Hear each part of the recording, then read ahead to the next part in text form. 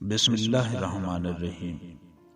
شروع کرتا ہوں اللہ کے نام سے جو بڑا مہربان اور نہایت رحم والا ہے۔ آج کی اس ویڈیو میں ہم کچھ دل کو چھو لینے والے اقوال آپ کی خدمت میں پیش کریں گے۔ جب تک عورت نہ چاہے مرد اپنی حد کبھی پار نہیں کر سکتا۔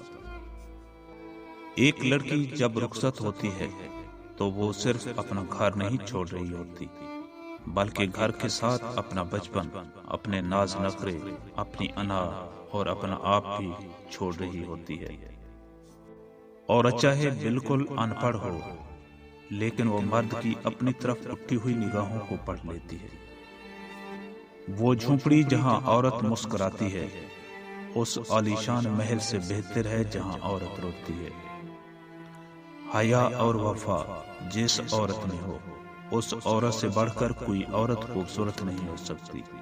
ضمیر اور تدبیر جس مرد کے پاس ہو، اس سے بڑھ کر کوئی بہترین مرد نہیں ہو سکتا۔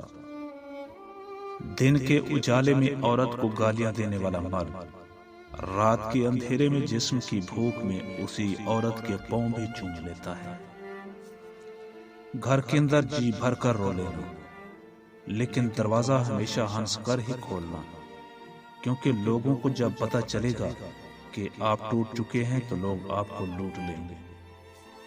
زندگی صدیوں، سالوں، مہینوں یا دنوں میں نہیں بدلتی، زندگی اسی لمحے بدل جاتی ہے جس میں آپ زندگی بدلنے کا فیصلہ کرتے ہیں۔ کسی بزرگ سے کسی نے پوچھا کہ میں دولت مند بننا چاہتا ہوں۔